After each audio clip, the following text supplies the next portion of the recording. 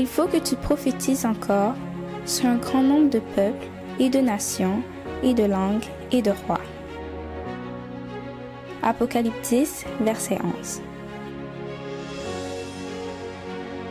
ASJH 1889 du Cap Haïtien.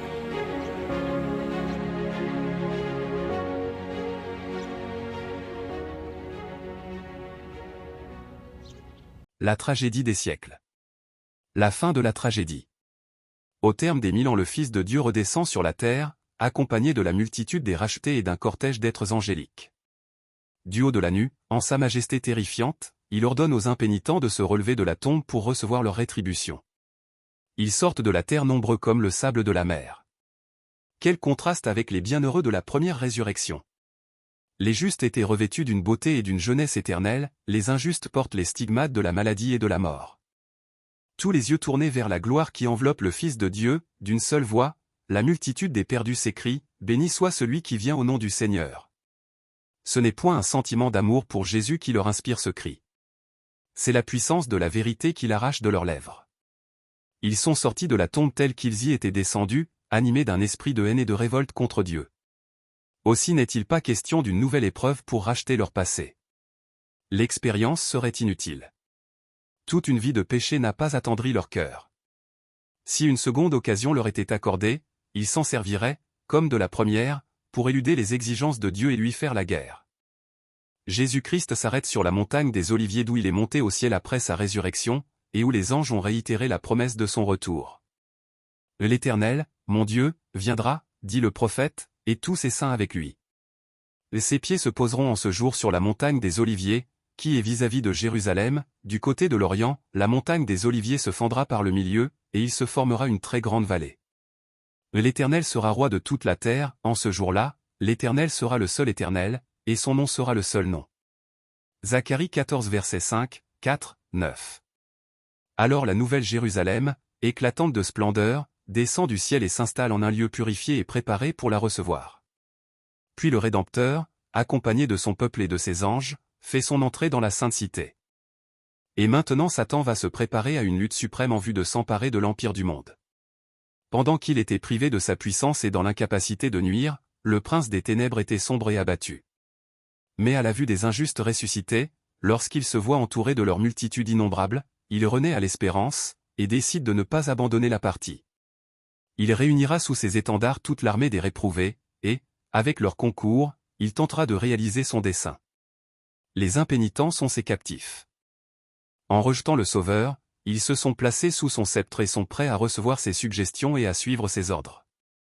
Et pourtant, fidèle à sa tactique, le chef des rebelles ne révèle pas ce qu'il est.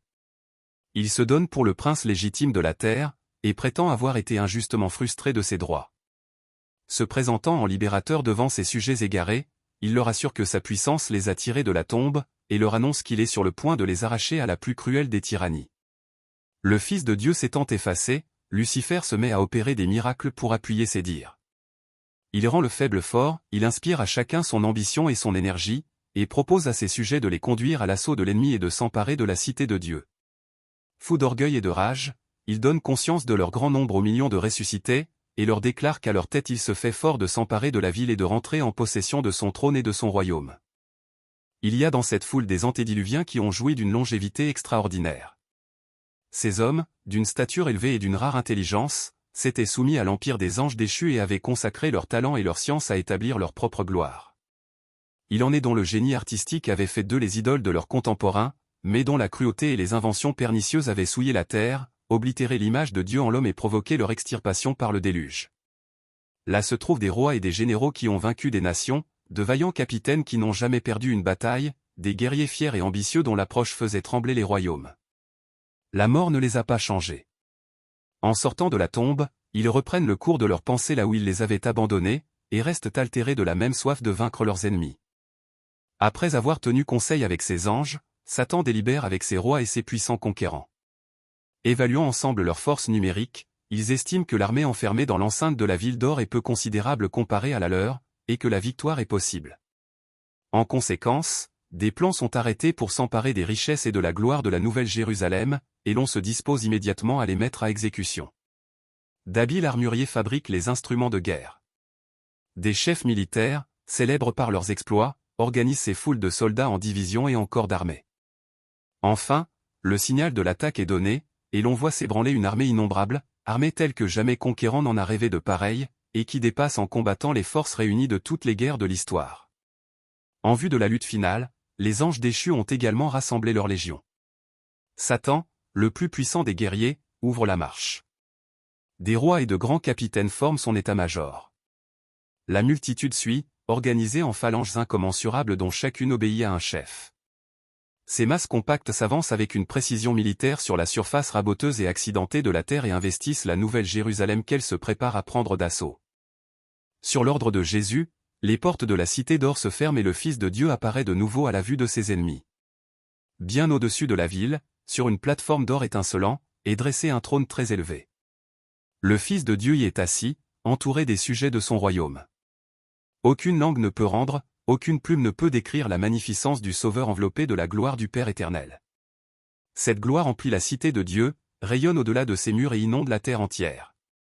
Tout près du trône se trouvent placés ceux qui, d'abord zélés pour la cause de Satan, puis, véritables brandons arrachés du feu, ont servi leur Dieu avec une grande ferveur. Après eux se tiennent ceux qui manifestèrent un caractère chrétien au milieu de l'imposture et de l'incrédulité, ceux qui ont honoré la loi de Dieu quand le monde chrétien l'a déclarée abolie, puis les millions de fidèles qui, dans tous les siècles, ont été immolés pour leur foi. Enfin vient une grande foule, que personne ne peut compter, de toute nation, de toute tribu, de tout peuple, et de toute langue. Ils se tenaient devant le trône et devant l'agneau, revêtus de robes blanches, et des palmes dans leurs mains. Apocalypse 7 verset 9. Pour eux tous, le combat est terminé, ils ont remporté la victoire, ils ont achevé la course, ils ont atteint le but. Les palmes qu'ils portent sont l'emblème de leur triomphe, et leurs robes blanches symbolisent la justice immaculée du Christ qui est maintenant la leur. Un chant de louange auquel se joignent les séraphins et les anges, et qui se répercute à l'infini sous les voûtes du ciel, est alors entonné par les rachetés, le salut est à notre Dieu, qui est assis sur le trône et à l'agneau. Apocalypse 7 verset 9. Devant le spectacle de la puissance et de la malignité de Lucifer, les rachetés comprennent mieux que jamais que seul le Sauveur a pu leur donner la victoire. Dans cette glorieuse multitude, personne ne s'attribue le salut, personne ne prétend avoir vaincu par sa force ou sa vertu. Les élus ne mentionnent pas ce qu'ils ont fait ou enduré. La pensée et la note dominante de chaque hymne, c'est que le salut est à notre Dieu, et à l'agneau. Et l'on assiste au couronnement définitif du Fils de Dieu en présence des habitants de la terre et du ciel. Investi de la puissance et de la majesté suprême, le roi des rois prononce la sentence qui atteint les adversaires de son gouvernement et exécute ses jugements contre ceux qui ont transgressé sa loi et opprimé son peuple. Je vis, dit le prophète de Dieu, un grand trône blanc, et celui qui était assis dessus. La terre et le ciel s'enfuirent devant sa face, et il ne fut plus trouvé de place pour eux. Et je vis les morts, les grands et les petits, qui se tenaient devant le trône. Des livres furent ouverts. Et un autre livre fut ouvert, celui qui est le livre de vie. Et les morts furent jugés selon leurs œuvres, d'après ce qui était écrit dans ces livres. Apocalypse 20 versets 11 et 12. Dès que les livres sont ouverts, et que les regards de Jésus se portent sur les injustes, ceux-ci sont conscients de tous les péchés qu'ils ont commis.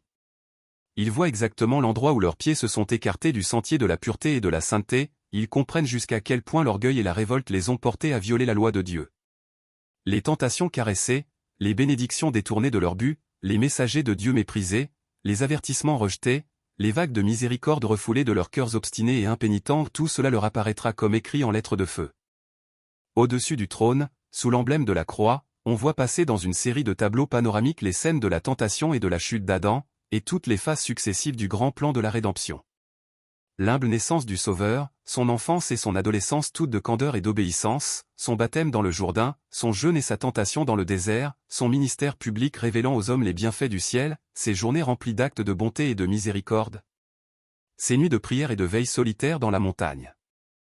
Les complots, fruits de l'envie et de la haine, qui récompensaient ses bienfaits, l'angoissante et mystérieuse agonie de Gethsémanée où il porta le poids écrasant des péchés du monde, les heures nocturnes au milieu d'une foule meurtrière, et les sinistres événements de cette nuit d'horreur, la désertion de ses disciples bien-aimés, la violence de la soldatesque le long des rues de Jérusalem, les clameurs de la foule, les comparutions chez Anne, au palais de Caïphe, au tribunal de Pilate, et devant le lâche et cruel Hérode, les sarcasmes, les injures, la flagellation, la condamnation à mort, tout cela défile avec une réalité saisissante.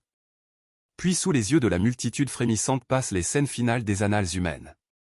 On voit le doux martyr fouler le sentier qui mène au calvaire, le roi du ciel est cloué sur un bois d'infamie, des prêtres hautains et une ville populace insultent à son agonie. Au moment où le Rédempteur expire, des ténèbres surnaturelles envahissent la scène, la terre frissonne, les rochers se déchirent. Dans ce redoutable scénario, tout est d'une poignante exactitude. Satan, ses anges et ses sujets qui reconnaissent leur œuvre ne peuvent en détourner les regards. Chacun des acteurs de ce drame se reconnaît dans le rôle qu'il y a joué. Hérode, qui massacra les innocents de Bethléem en tentant de faire mourir le roi d'Israël, l'infâme Hérodia, qui chargea sa conscience du sang de Jean-Baptiste, Pilate, faible et opportuniste, les soldats ricaneurs, les sacrificateurs, les chefs et la foule en démence, qui criaient « Que son sang soit sur nous et sur nos enfants !» Tous voient l'énormité de leur faute. Ils tentent en vain de se dérober à la vue de celui dont l'éclat surpasse la lumière du soleil, tandis que les rachetés jettent leur couronne aux pieds de Jésus, en s'écriant « Il est mort pour moi ». Dans la foule des rachetés, parmi les apôtres du Christ, on remarque l'héroïque Paul, l'ardent Simon-Pierre, Jean le disciple aimant et bien-aimé, leurs fidèles convertis, et avec eux l'immense cortège des martyrs. Mais, en dehors des murailles, en compagnie d'êtres vils et abominables, on voit ceux qui les ont persécutés, emprisonnés et mis à mort. Néron, ce monstre de vice et de cruauté, contemple la joie et la gloire de ceux qu'il torturait autrefois et dans les souffrances desquelles il trouvait un satanique plaisir. Sa mère, qui est là aussi, peut voir que les défauts transmis à son fils, et les passions encouragées et développées chez lui par son influence et son exemple, ont eu pour résultat des crimes qui ont fait frémir le monde. Là, sont des prélats et des prêtres de Rome qui se disaient ambassadeurs du Christ, et recouraient au chevalet, à la prison et au bûcher pour asservir les consciences des vrais disciples du Sauveur. Là, se trouvent les orgueilleux pontifes qui se sont élevés au-dessus de Dieu et ont prétendu avoir le droit de changer sa loi. De soi-disant pères de l'Église qui doivent maintenant rendre à Dieu un compte dont ils voudraient bien être dispensés constatent, mais trop tard, que le Tout-Puissant est jaloux de sa loi, et qu'il ne tiendra pas le coupable pour innocent. Ils voient que Jésus-Christ identifie ses intérêts avec ceux de ses enfants opprimés, et ils sentent la force de ses paroles, « Toutes les fois que vous avez fait ces choses à l'un de ces plus petits de mes frères, c'est à moi que vous les avez faites. » Matthieu 25 verset 40. Tous les impénitents sont à la barre du tribunal divin sous l'inculpation de crimes de haute trahison contre le gouvernement du ciel. Personne n'est là pour plaider en leur faveur, ils sont sans excuse et la peine de la mort éternelle est prononcée contre eux. Il est désormais évident que le salaire du péché n'est ni une noble indépendance ni la vie éternelle, mais l'esclavage, la ruine et la mort. Les méchants voient ce qu'ils ont perdu par leur vie d'insoumission. Ils ont méprisé le poids éternel d'une gloire infiniment excellente qui leur était offerte. Combien elle leur paraît désirable aujourd'hui. Tout cela, s'écrie l'âme perdue, j'aurais pu le posséder, mais j'ai jugé bon d'y renoncer. Étrange aberration. J'ai échangé la paix, le bonheur et la gloire contre la douleur, l'infamie et le désespoir. Tous voient que leur exclusion du ciel est juste. Ils ont dit eux-mêmes par leur manière de vivre, nous ne voulons pas que ce Jésus règne sur nous. Comme fascinés, les perdus ont suivi des yeux le couronnement du Fils de Dieu. Ils voient dans ses mains les tables de la loi divine, les statuts qu'ils ont méprisés et transgressés. Ils assistent au transport de ravissement et d'adoration des rachetés. Ils entendent leurs cantiques dont les ondes mélodieuses, montant de la sainte cité, passent sur la mer humaine qui l'entoure. Alors, tous ensemble, ils s'écrient d'une même voix, « Tes œuvres sont grandes et admirables, Seigneur Dieu Tout-Puissant. Tes voies sont justes et véritables, Roi des nations. » Apocalypse 15 verset 3. Et tombant sur leur face, ils adorent le prince de la vie. Satan semble paralysé. En contemplant la gloire et la majesté du Fils de Dieu, l'ancien chérubin oint pour protéger se souvient d'où il est tombé. Quelle chute pour ce séraphin, pour ce fils de l'aurore. Il se voit banni pour toujours des conseils dont il était autrefois un membre honoré. Debout auprès du Père, qui voile en ce moment sa gloire, il a vu un ange glorieux et de haute stature placer la couronne sur la tête de Jésus, haute fonction qui, il le sait, aurait pu être la sienne. Il se souvient des jours de son innocence et de sa pureté, il revit la paix et la joie qu'il a éprouvée jusqu'au moment où il s'est permis de murmurer contre Dieu et de jalouser son Fils. Ses accusations, sa rébellion, ses ruses mensongères pour s'assurer la sympathie et l'appui des anges, son obstination à refuser le pardon quand Dieu le lui offrait, tout cela passe rapidement devant ses yeux. Il récapitule son œuvre parmi les hommes et ses conséquences, inimitié entre les hommes, haine, guerre et carnage, naissance et chute des empires, longue succession de tumultes, de conflits et de révolutions. Il se souvient de son opposition acharnée à l'œuvre du Sauveur et de ses efforts pour plonger l'homme dans une dégradation toujours plus profonde. Il voit l'impuissance de ses infernales machinations contre ceux qui ont placé leur confiance en Jésus. Le royaume qu'il a fondé, fruit de ses labeurs, n'a été qu'une suite d'échecs et de ruines. Et s'il a fait croire aux foules qui l'entourent que la cité de Dieu serait une proie facile, il sait que cela est faux. Au cours de la grande tragédie, il a dû maintes fois s'avouer vaincu. Il ne connaît que trop la puissance et la majesté de l'Éternel. Le grand rebelle s'est toujours justifié en prétendant que le gouvernement divin était seul responsable de sa rébellion. C'est à cela qu'il a employé toutes les ressources de sa puissante intelligence. Il y a travaillé délibérément et systématiquement, et, à en juger par les multitudes qu'il a amenées à admettre sa version du grand conflit, son succès a été extraordinaire. Depuis des milliers d'années, ce chef des révoltés donne à ses sujets l'erreur pour la vérité. Mais le temps est enfin venu où cette guerre doit cesser, et où l'histoire et le caractère de Satan doivent être dévoilés. Sa dernière tentative pour détrôner Jésus-Christ, détruire son peuple et s'emparer de la cité de Dieu a entièrement démasqué le grand séducteur. Ses suppôts assistent à sa défaite. Les disciples de Jésus, en revanche, contemplent toute l'horreur de son complot contre le gouvernement de Dieu. Il est l'objet de l'exécration universelle. D'ailleurs, Lucifer voit que sa rébellion volontaire le disqualifie pour le ciel. Il a employé ses facultés à faire la guerre à Dieu. La pureté, la paix, la concorde du ciel seraient pour lui une suprême torture. Ses accusations contre la miséricorde et la justice de Dieu sont maintenant, en effet, réduites à néant. L'opprobre qu'il a tenté de jeter sur Jéhovah retombe entièrement sur sa tête. Aussi s'incline-t-il profondément et reconnaît-il la justice de la sentence qui le frappe. Et qui ne craindrait, Seigneur, et ne glorifierait ton nom? Car seul tu es saint. Et toutes les nations viendront, et se prosterneront devant toi, parce que tes jugements ont été manifestés. Apocalypse 15 verset 4. Tous les problèmes sur la vérité et l'erreur soulevés au cours de la tragédie des siècles sont maintenant tranchés. Les résultats de la révolte contre les commandements de Dieu ont été manifestés aux yeux de toutes les intelligences créées. Les conséquences du gouvernement de Satan, par opposition à celui de Dieu, sont visibles aux yeux de l'univers. Satan est condamné par ses propres œuvres. La sagesse, la justice et la bonté de Dieu sont pleinement établies. Il est clair que, dans ce grand conflit, Dieu n'a jamais eu en vue que le salut éternel de son peuple et le bien de tous les mondes qu'il a créés. Durant l'éternité, l'histoire du péché témoignera que le bonheur des créatures de Dieu est inséparable de l'obéissance à sa loi. Aussi, en présence de tous les faits de la grande tragédie, l'univers entier étant les rebelles que les saints s'écrient en chœur, tes voies sont justes et véritables, roi des nations. Et toutes tes œuvres te loueront, ô Éternel. Et tes fidèles te béniront. Psaume 145 verset 10. Le grand sacrifice consenti par le Père et le Fils en faveur de l'homme apparut devant tous les yeux avec une clarté indiscutable. L'heure est venue où Jésus-Christ va occuper la position qui lui revient, et où il va être élevé au-dessus de toute principauté, de toute puissance et de tout nom qui peut se nommer. C'est à cause de la joie qui lui était proposée, celle d'amener beaucoup de fils à la gloire, qu'il a enduré la croix et méprisé l'ignominie. La douleur et l'opprobre ont été inconcevables, mais la joie et la gloire le sont davantage encore. Contemplant les rachetés régénérés à sa propre image, Jésus reconnaît en chacun d'eux l'empreinte de la divinité et sur chaque visage les traits de sa propre beauté. Il voit en eux les fruits du travail de son âme, et il est satisfait. Alors, d'une voix qui est entendue de toute la multitude des justes et des méchants, il s'écrie, « Voici les rachetés de mon sang. Pour eux j'ai souffert, et pour eux j'ai donné ma vie. Je veux qu'ils demeurent en ma présence durant l'éternité. » De la bouche de ceux qui, devant le trône, sont vêtus de robes blanches, s'élève ce chant de louange, l'agneau qui a été immolé est digne de recevoir la puissance, la richesse, la sagesse, la force, l'honneur, la gloire, et la louange. Apocalypse 5 verset 12. Satan a été contraint de reconnaître la justice de Dieu et la suprématie de son Fils, mais son caractère n'est point changé. À nouveau, un esprit de rébellion éclate en lui en un torrent impétueux. Dans sa frénésie, il refuse de reconnaître sa défaite, et le moment lui paraît venu de faire une tentative suprême contre le roi des cieux. Se précipitant au milieu de ses sujets, il s'efforce de leur inspirer sa fureur, et de les pousser à engager aussitôt la bataille. Mais parmi les millions d'êtres qu'il a entraînés dans sa révolte, aucun ne veut plus maintenant reconnaître sa suprématie. Son règne est terminé. Tout en nourrissant contre Dieu la même haine que lui, les méchants voient que leur cause est désespérée, et qu'ils ne peuvent rien contre Jéhovah. Leur rage se tourne alors contre Satan et contre ceux qui l'ont aidé à les tromper.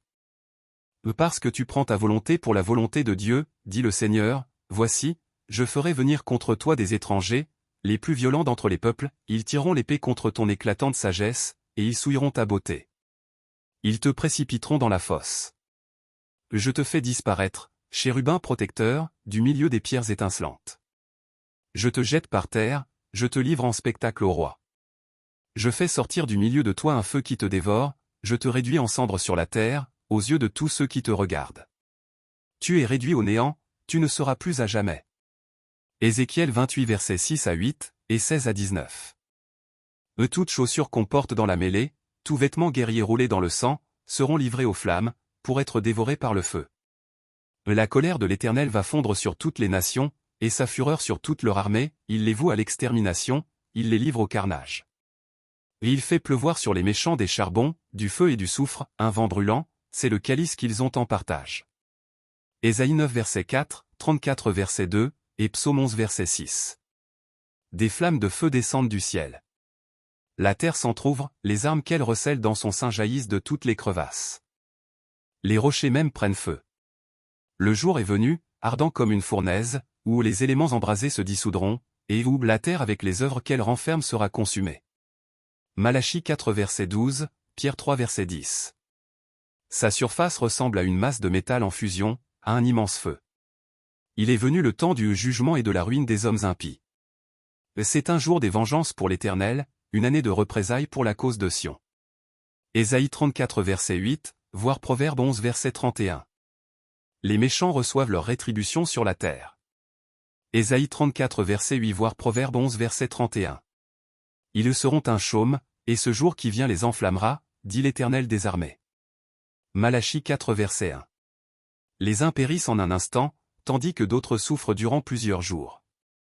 Chacun reçoit selon ses œuvres. Les péchés des justes ayant été transférés sur Satan, celui-ci est appelé à souffrir non seulement pour sa propre rébellion, mais aussi pour tous les péchés qu'il a fait commettre au peuple de Dieu. Son châtiment sera infiniment plus sévère que celui de ses victimes. Après que tous ceux qui se sont perdus par sa faute auront péri, il continuera encore à vivre et à souffrir. Mais les flammes purificatrices finiront par avoir raison de tous les méchants, racines et rameaux. Satan est la racine, ses suppôts sont les rameaux. Les sanctions de la loi ont été exécutées, les exigences de la justice sont satisfaites, le ciel et la terre, qui en sont témoins, proclament la justice de Jéhovah. L'œuvre de ruine inaugurée par Satan a pris fin à jamais. Durant 6000 ans, il a fait sa volonté. Il a rempli la terre de douleur, et a fait couler des torrents de larmes. Sous son règne, toute la création n'a fait que soupirer et gémir. Maintenant, les créatures de Dieu sont à jamais délivrées de sa présence et de ses tentations. Toute la terre jouit du repos et de la paix, on éclate en chant d'allégresse. Ésaïe 14 verset 7. Une acclamation de triomphe et de joie monte vers Dieu de tout l'univers fidèle. Et j'entendis comme une voix d'une foule nombreuse, comme un bruit de gros sauts, et comme un bruit de fort tonnerre, disant « Alléluia ». Car le Seigneur notre Dieu Tout-Puissant est entré dans son règne. Apocalypse 19 verset 6. Pendant que la terre est changée en un vaste brasier, les justes sont en sécurité dans la ville sainte. La seconde mort ne peut rien sur ceux qui ont eu part à la première résurrection. Voir Apocalypse 20 verset 6. Dieu, qui est un feu consumant pour les méchants, et pour son peuple un soleil et un bouclier. Psaume 84 verset 12. Et puis je vis un nouveau ciel et une nouvelle terre, car le premier ciel et la première terre avaient disparu. Apocalypse 21 verset 1. Les flammes qui ont consumé les méchants ont purifié la terre. Toute trace de malédiction s'est évanouie. Aucun enfer éternellement embrasé ne rappellera aux élus les terribles conséquences du péché.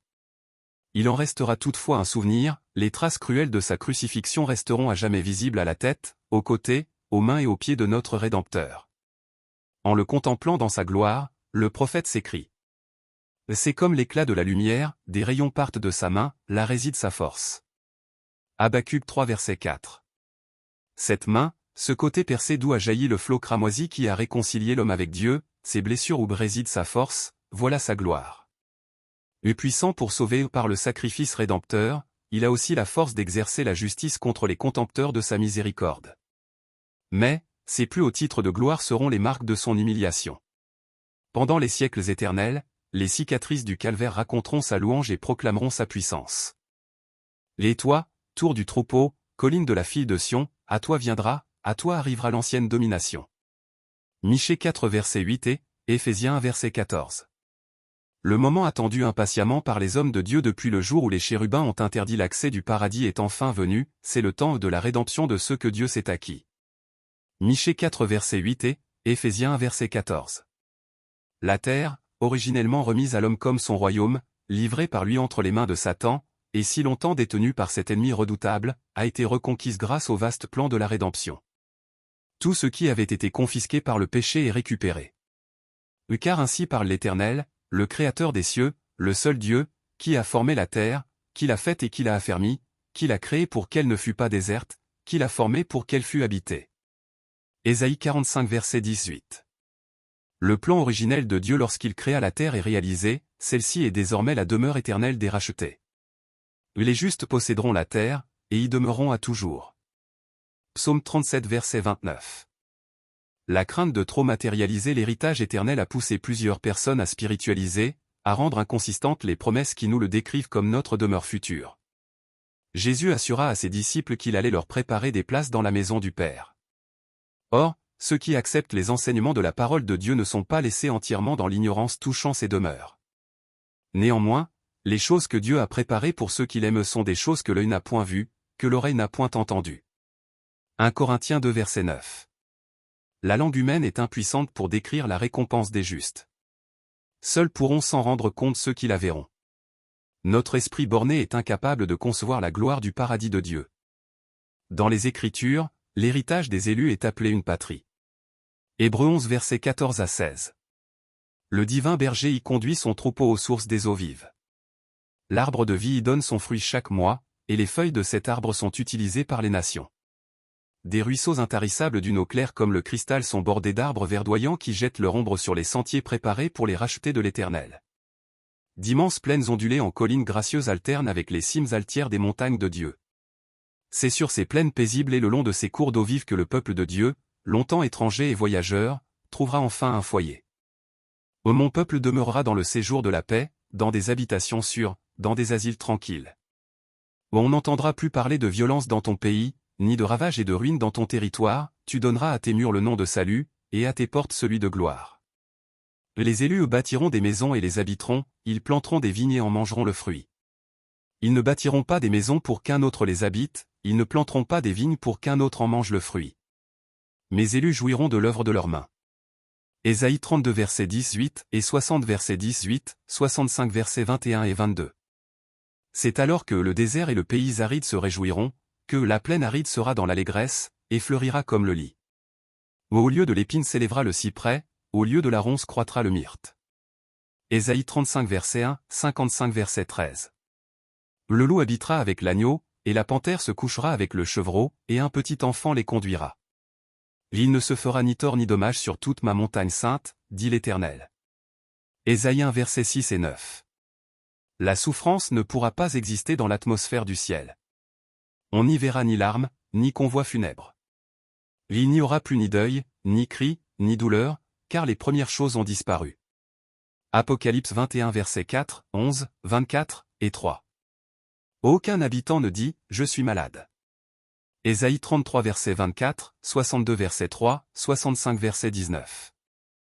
Une couronne éclatante dans la main de l'Éternel, turban royal dans la main de ton Dieu, Ésaïe 33 verset 24, 62 verset 3, 65 verset 19.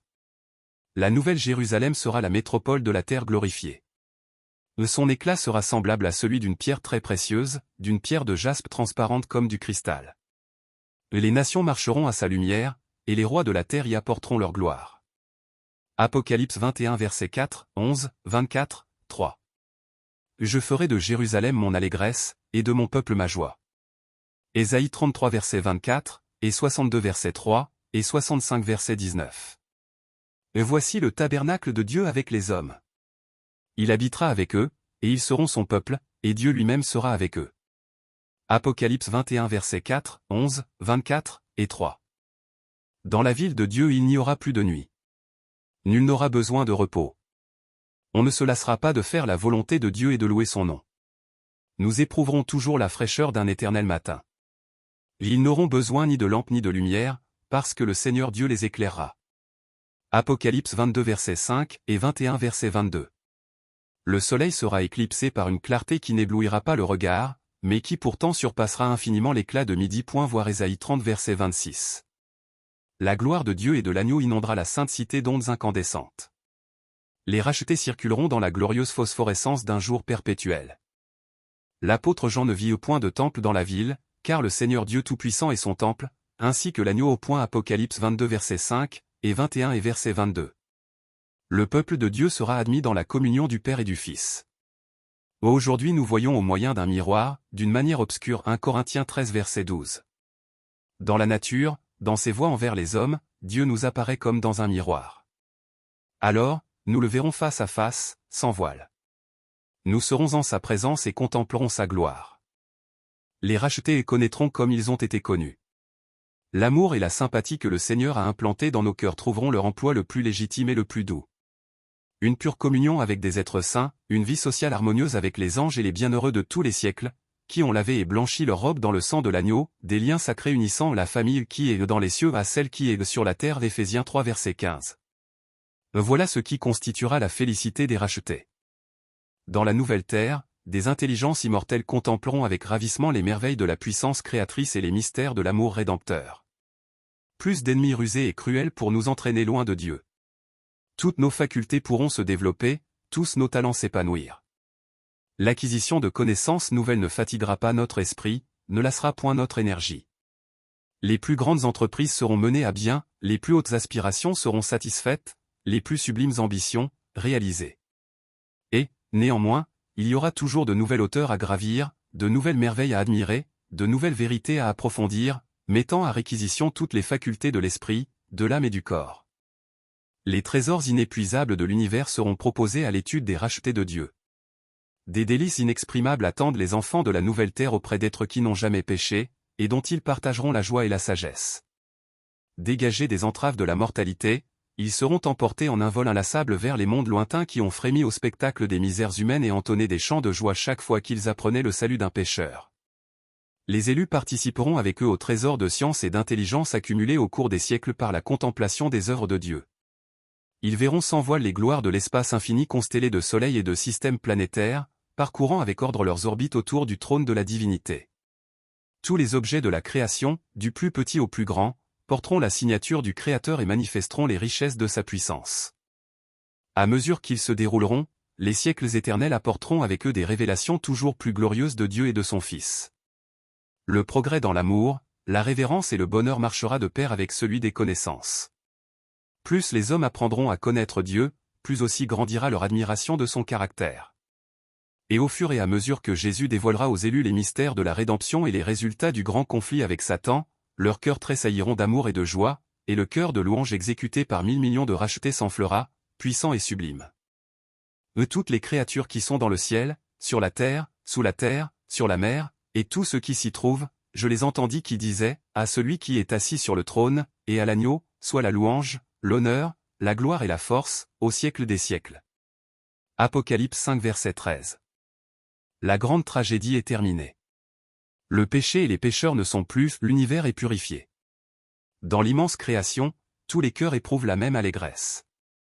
Des ondes de vie, de lumière et de joie, jaillissant du trône du Créateur, envahissent les derniers recoins de l'espace infini.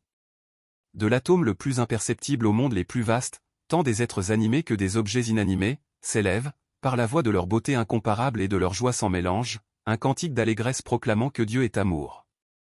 C'était le dernier chapitre du livre, La tragédie des siècles. Il avait pour titre, La fin de la tragédie. Oui, nous venons d'auditionner, la fin de la tragédie. Comme nous n'avons pas cessé de vous le mentionner, ces vérités sont précieuses pour nous qui vivons dans le temps de la fin, dans l'ère de la 7e Église, l'Église de Laodicée. Il vous est vraiment nécessaire de considérer ces vérités, de les prendre au sérieux, très au sérieux, si vous désirez vraiment faire partie de ceux qui auront à translater lors du retour en gloire du Christ sur les nuées du ciel. Une dernière fois, merci, d'avoir pris le temps d'écouter, d'aimer, et de les partager. Assurez-vous que vous faites partie de nos abonnés, parce qu'il y aura certainement d'autres publications de ce genre. Au nom de Jésus-Christ le seul Fils engendré de Dieu le Père, soyez en paix. À la prochaine.